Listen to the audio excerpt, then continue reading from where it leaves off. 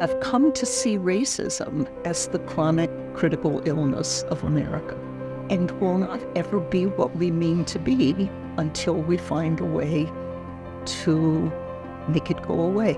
Everyone deserves an opportunity to think about how they can shape their environment for the better.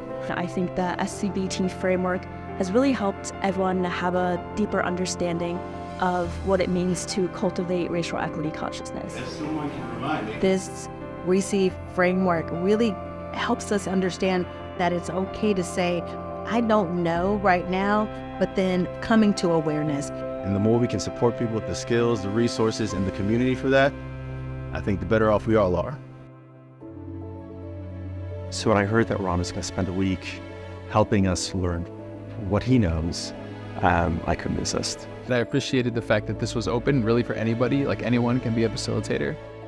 I loved connecting with the different people around each and every table and in the hallways, and just experiencing them for who they are. Because we engage different spaces, different spheres of influence, we got to think about how we cultivate meaning in those different communities. I think it's having more people with the appropriate skills to go ahead and do that facilitation was vitally important. So what you're seeing today in these presentations are a reflection of the creativity and the diversity of the folks that we have. Being a facilitator, you have the power to be creative and find different methods to talk about race, whether it's through like media, whether it's through podcasting. It's up to us to create new stories, to tell new themes, and I seek to do that within my art form. Maybe even create a sense of discomfort and questioning within an audience member.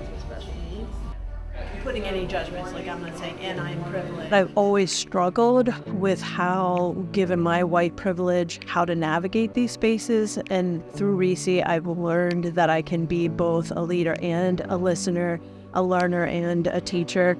I learned that I have a voice and I have an obligation to use that voice, and that I have the ability to make a change with folks who want to make the change. My last line is racial equity consciousness is... We all have the capacity to facilitate this sort of learning experience. Ron's one person, so if I can go out while he's hitting one group, I can hit another, we can really begin to impact something here at Pitt.